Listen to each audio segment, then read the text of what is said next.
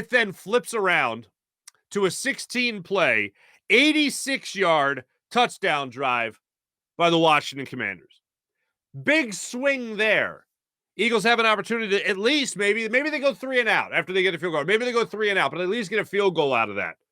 The Eagles have an opportunity there to go up 17-10. Much better game, after that. And unfortunately, they just didn't come up with the football in that play. So the first interception there, that interception there, the first turnover of the game for the Eagles, then flipped around to a 16-play drive. Again, the defense couldn't get off the field. Speaking of the defense losing this game, I thought, was just barely behind the turnovers. That's how bad they played. But to finish on the turnovers, then there was the fumble.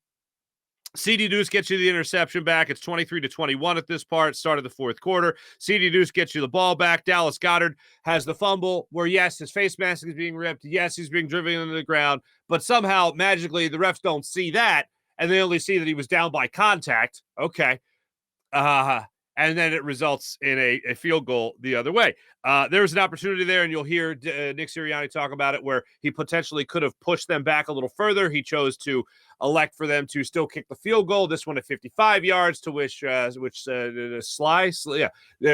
the field goal and made it to make it 26-21.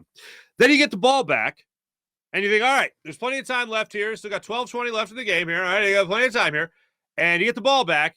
And again, Jalen Hurts throws a beautiful ball down the field, 50 yards to Quez Watkins, who comes up with it, wasn't touched as he's like going to the ground, catches the football, gets up, promptly fumbles the football.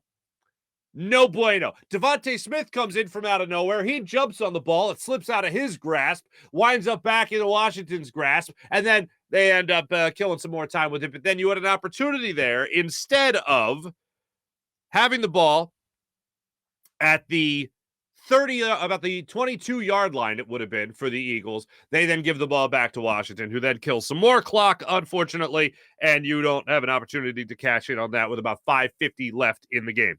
The fourth turnover of the game, that was the lateral play that every team plays at the end of a game just to try to get something out of it, and they weren't able to, and it resulted in a touchdown the other way.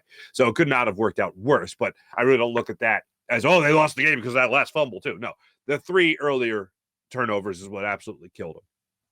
So that's number 1, the turnovers. Number 2 in this list here, when talking about why they lost this football game, I go back to last year's game against the Giants at the Meadowlands, where the Eagles had an opportunity to force Daniel Jones into making mistakes. And Daniel Jones is a guy you can force into mistakes, especially last year before Brian Daboll was his head coach.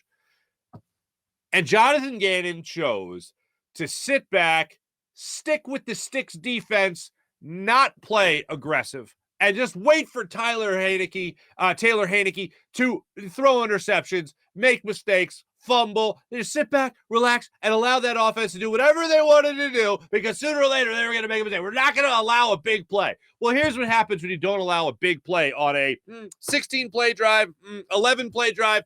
Your defense gets kind of gassed, and you continuously allow them to get into third and short situations. And yes, third down defense, by the way, spoiler, is number 3 on this list. But when you're facing 3rd and 1, 3rd and 2, 3rd and 3 constantly, that offense is going to convert time and time again. So maybe push them back a little bit. Maybe get them on a 2nd and 12 because you forced them back with a sack, because you got a tackle for loss, because, oh my God, maybe because you were playing aggressive. That actually happened. Oh, no, that didn't happen in this game. Did not happen in this game. Jonathan Gannon and his defensive scheme was yet again, let's just wait back and sit back here and wait for them to make the mistake, and then we'll capitalize. And it didn't happen. Instead, it just resulted in these long drives. And all of a sudden, Taylor Heinicke is, throw bombs down the field to Terry McLaurin. Scary Terry, who's making plays for you left and right. 4 of his first 5 catches were for first down conversions on 3rd down. Anybody covering this guy?